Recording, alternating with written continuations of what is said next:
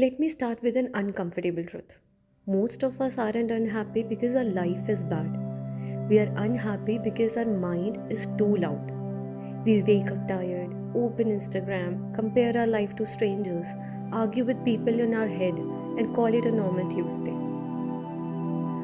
But according to Bhagavad Gita, your happiness has nothing to do with your life situations. It has everything to do with your inner positioning. So today I'm listing you 7 ways which Bhagavad Gita tells to be actually happy. According to Bhagavad Gita, happiness is not an achievement, it's a way of perceiving.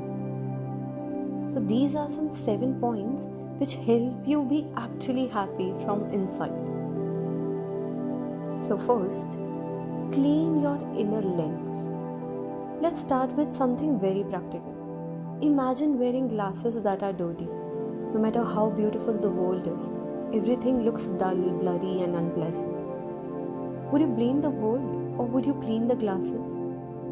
Most of us do the opposite. We assume life is the problem, when actually our perception is the issue. Our mind is constantly covered with comparison, past regrets, future worries, expectations from people. And Gita says wisdom is like fire, always burning, but desire, fear, and comparison act like smoke. So happiness doesn't disappear, it just becomes invisible. So the simple application is, before reacting to any situation, ask yourself, am I seeing this clearly or through my old fears? That single question cleans the lens. Second, pause often. Most people think stress comes from big problems, but stress actually comes from never stopping. We jump from one thought to another all day. Work, phone, money, family, future, regret, scrolling, guilt. Your mind never gets a break. Think about your phone. When too many apps run in the background, it overheats. Even if none of the apps are heavy, your mind works the same way. Happiness appears in pause, not long meditation sessions. Just small pauses before replying, before reacting, before assuming the worst. The simple application is to take 10 seconds of silence whenever you feel overwhelmed. No fixing, no thinking, just stopping. Those tiny pauses slowly rewire your emotional system. Third, lower ego volume. Ego is often misunderstood. Ego doesn't mean arrogance. Ego means everything feels personal. This shouldn't have happened to me. This should have understood me. I deserve better. The louder this inner voice, the heavier life feels. Now notice something interesting. Have you ever felt peaceful when trying to prove a point? Never.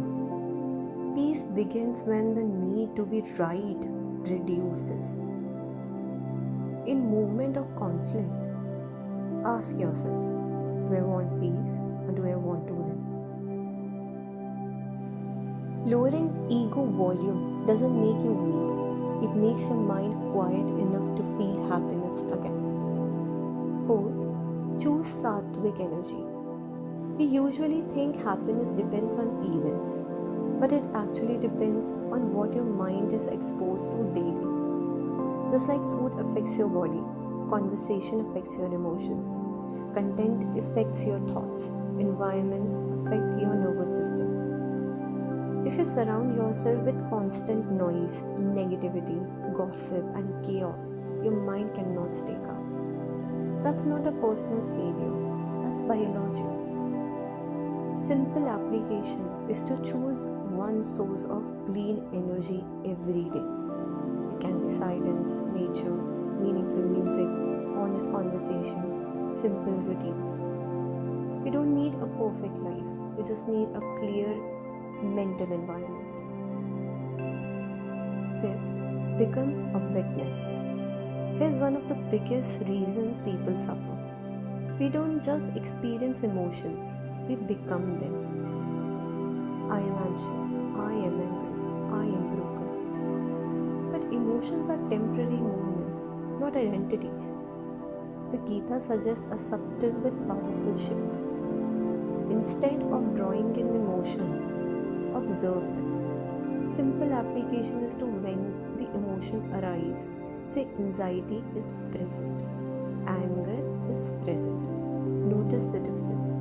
You're no longer the emotion, you're the one watching it. And what you can watch cannot control you for long. Sixth, happiness is not an achievement. Most of us postpone happiness. I'll be happy after I earn more. I'll be happy when life becomes easier. But life never fully settles. There's always another problem waiting. Happiness isn't a reward at the end of struggle. It's a way of moving through struggle. Allow happiness in small moments, like finishing a task, a quiet morning, a deep breath, a moment of clarity. Stop waiting for permission to feel okay. Last but not the least, be happy inside life, not away from it. The Gita doesn't ask you to escape responsibilities. It doesn't ask you to reject life. It teaches something more powerful: inner stability while life continues. Problems will come, people will disappoint, plans will change. But when your inner world is steady, life outside stops shaking you. Instead of asking, how do I escape this situation? Ask, how can I stay calm inside this situation? That's real freedom. That's real happiness. So, happiness is not an achievement, it's a way of perceiving.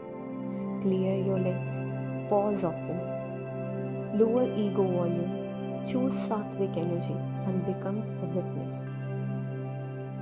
The Gita is not asking you to escape life, it's showing you how to be happy inside of it. If this hits home, you know what to do. Like, subscribe, and keep returning for more Gita wisdom. Hare Krishna.